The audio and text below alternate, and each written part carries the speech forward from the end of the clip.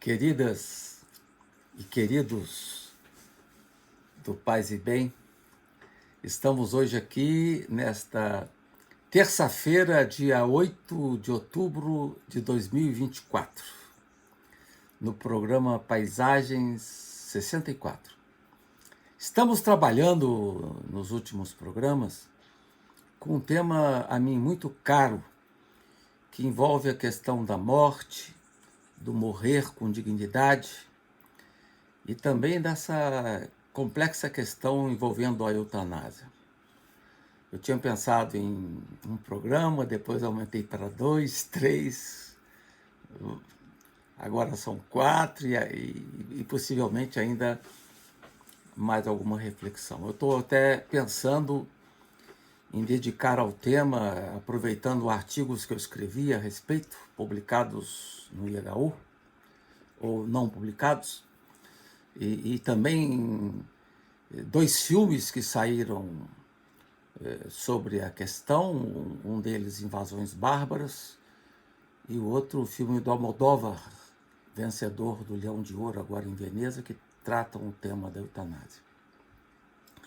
Então eu estou refletindo e pensando em escrever um livro no ano que vem, juntando esse material e acrescentando alguma outra coisa que eu venha a publicar, e escrever um livro sobre isso para publicar na editora Apres, né? Bom, vamos ao tema de hoje. Assim como nós não escolhemos como chegamos ao mundo, não há como também escolher como se vai embora. Retomando o livro que analisávamos no programa anterior, de parceria entre Gilberto Dimenstein e Ana Penido, o livro que tem como título A Morte é um Dia que Vale a Pena Viver, publicado no Rio de Janeiro pela editora Sextante em 2019, é um livro que eu acho muito bonito, né? O autor revela no livro que pôde adentrar-se num mundo encantado da sensibilidade, que possibilitou enxergar a doença como uma parada estratégica e não necessariamente como o fim da vida. Ele pôde, então, depois que descobriu o câncer, o mundo se abriu em sensibilidade para ele, né?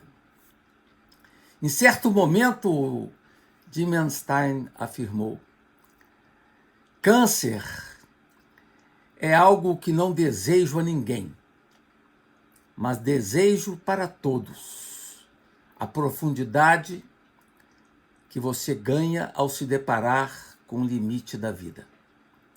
Para Gilberto, foi uma ocasião bonita de fazer um balanço de vida apoiado em pessoas queridas como o rabino Newton Bonder. Gilberto também aproveitou seu tempo, sobretudo no início do tratamento, em companhia de sua companheira Ana, para dedicar-se às causas de interesse público. Pôde agradecer essa linda oportunidade de realizar iniciativas que lhe proporcionaram imensa satisfação. Podia também, na contramão da correria de sua vida anterior, viver dias onde simplesmente não fazia nada. Apenas curtia o visual de sua casa na Vila Madalena, em São Paulo.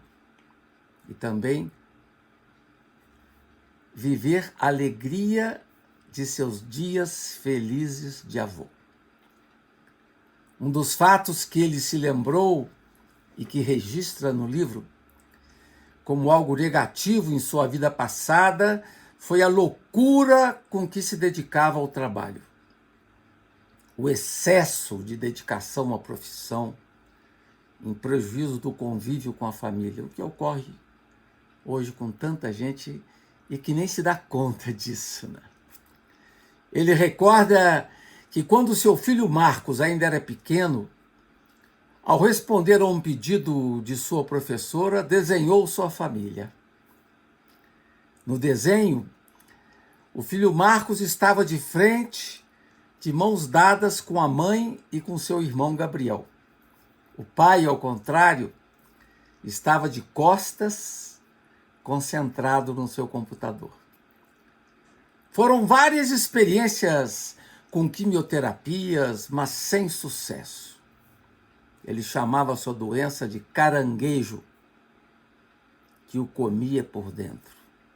E, de fato, Dimenstein foi se enfraquecendo cada vez mais e, sob o incentivo de sua companheira Ana, tirava do fundo da alma a vontade de continuar ali presente.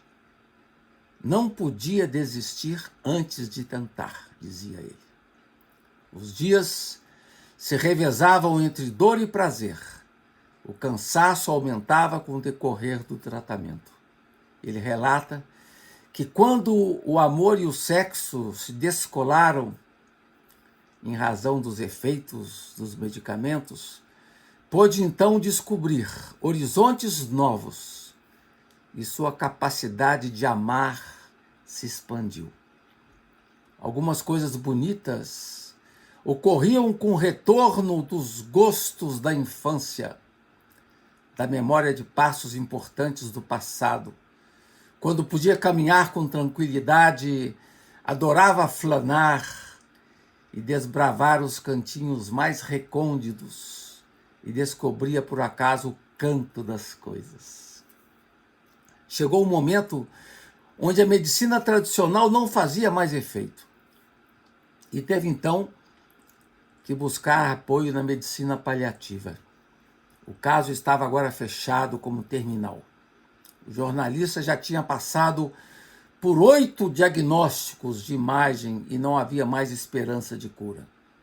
Para o apoio nesse momento, contou com a preciosa ajuda da doutora Ana Cláudia Arantes, uma especialista nessa área, cujos livros eu aconselho a todos. Os livros dela são maravilhosos, preciosos. Com a presença da nova médica, ele ficou mais tranquilo ao saber que não iria sofrer, pois a medicina poderia garantir-lhe o alívio que necessitava. No livro de Ana Cláudia, ela nos adverte que nos hospitais brasileiros a assistência aos doentes terminais é ainda muito insuficiente. Os médicos se acham bem despreparados para lidar com os casos. Sublinha ainda que a grande luta dos profissionais de cuidados paliativos é indicar a sedação paliativa exclusivamente para condições nas quais o sofrimento seja refratário ao tratamento recomendado. O tempo que se seguiu no caso de Gilberto Dimenstein foi de despedidas. Na ocasião, foi a primeira vez que ele se rendeu ao choro. Foi também a primeira vez que manifestou o desejo de ir embora. Gilberto tinha clara consciência de que o câncer propiciou-lhe momentos bonitos de amor, de reaprendizado, dizia ele, reaprender a ver a vida a partir da perspectiva da morte. Um tempo denso, carregado de possibilidades novas, que talvez nunca pudesse ter experimentado de outra forma. Ele fez sua travessia no dia 29 de maio de 2020. Na última parte do livro, quem escreve para ele é sua companheira Ana. No momento de intimidade, pôde então dizer a ele que podia ir em paz. Na mensagem final, ela diz amorosamente que unir sua vida a dele não foi uma escolha, mas foi um destino. Ana descreve os momentos finais de Gilberto, a dura tomada de posição quanto ao momento de interromper a quimioterapia, a partilha das alegrias derradeiras, mas também dos pesadelos, que foram muitos.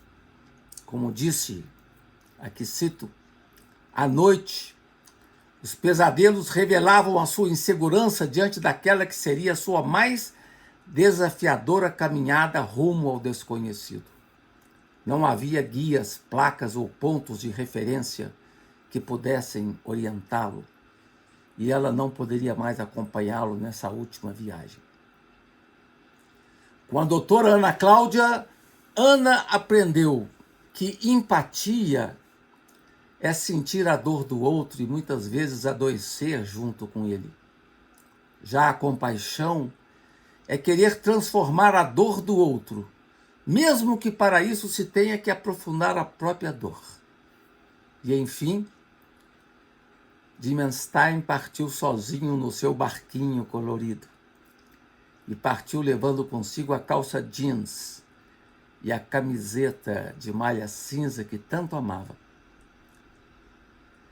No livro da querida poeta e amiga Adriana Lisboa, chamado Todo o Tempo que Existe, que é um livro que eu aconselho muito também vocês, ela relata o encontro derradeiro que teve com seu pai, que foi ceifado pela Covid-19.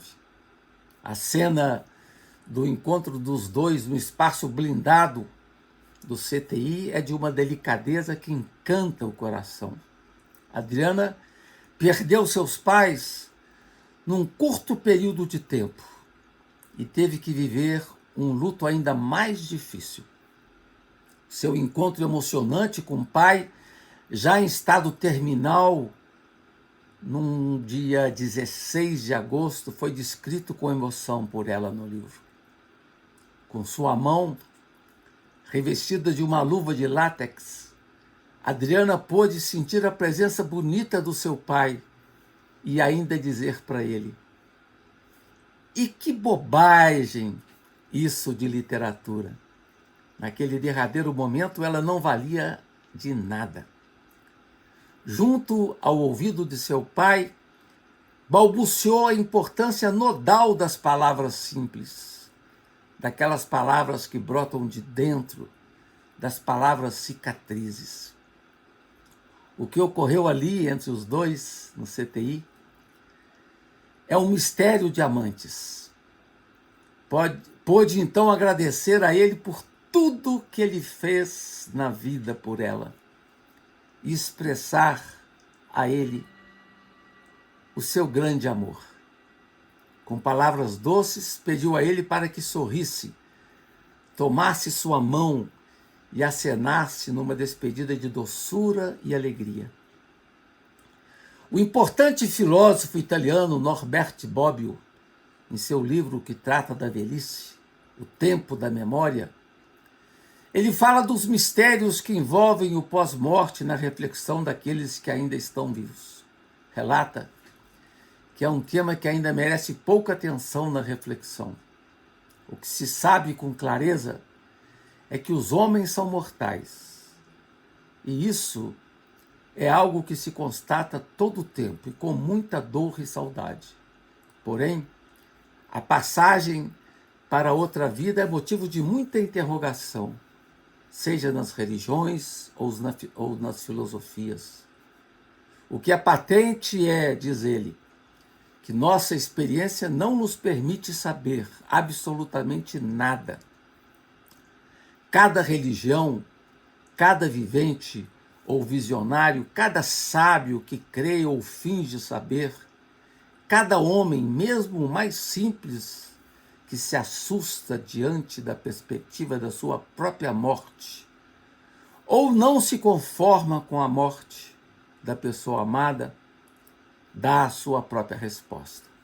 Bobbio sublinha em certo momento que com a morte adentramos no mundo do não saber.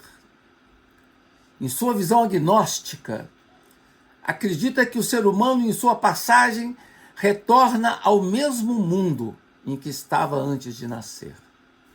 E pontua que se acaso morresse antes de sua mulher, com quem dividiu a vida por mais de meio século, igualmente nada poderia saber sobre sua morte.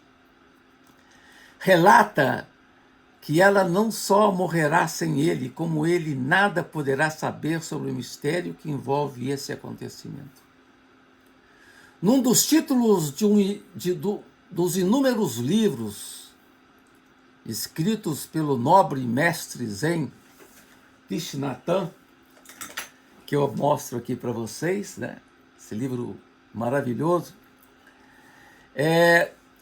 ele diz que sem lama não há lótus, ou seja, não há possibilidade de luz sem a experiência do sofrimento e da dor. É algo que faz parte da vida finita, da vida contingente e impermanente. Thich Nhat Hanh diz ser possível trabalhar interiormente com as experiências da dor e da impermanência, incluindo aí a enigmática questão da morte.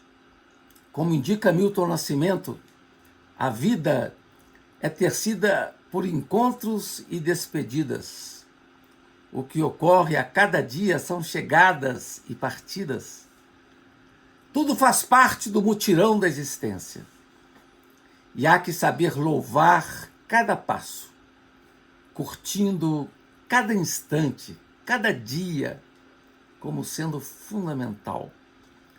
É o que também canta José Miguel Wisnik, grande amigo. Ele, numa de suas canções, na letra, ele diz: louvar quem vai nascer, quem vai permanecer, também quem vai passar. Na visão de Thich Nhat Hanh, neste livro que eu falei para vocês, que é uma visão que eu também partilho, estamos todos interligados com os elementos do cosmos. Nós mesmos somos terra e o nosso corpo vem composto por elementos do planeta. Nesse sentido, a morte é a reintegração nesse horizonte planetário. O que se dá, em verdade, é uma metamorfose, uma continuação. Não há fecho para o ciclo do tempo, como também canta Gilberto Gil na música Tempo Rei. O tempo se perpetua, estamos em contínuo movimento. Como mostra o sábio vietnamita, a impermanência também deve ser entendida à luz da existência interligada. Para Thich Nhat Hanh, o ser humano é como a nuvem, que se revela a cada momento em novas e surpreendentes formas. A nuvem não se extingue, ela muda de forma. Assim também nós humanos. Não há como justificar que a existência tenha como horizonte o nada. Algo não pode se transformar em nada, e nada não pode se transformar em algo. O que é certo é que todos os seres, sejam animados ou ditos inanimados, estão muito vivos. Animados com a visão profunda da interligação, nos damos conta de que não somos excepcionais, mas que estamos profundamente vinculados com os elementos não humanos que habitam o nosso próprio corpo e que eles estão vibrando em nós. Não compreender isso é causar um profundo prejuízo à Terra. Os humanos, na verdade, estão constituídos de todos os nossos ancestrais. As montanhas, o rio, a rosa, o planeta, todos são constituídos de elementos que não são montanhas, não são rios, não são rosas e não são planetas.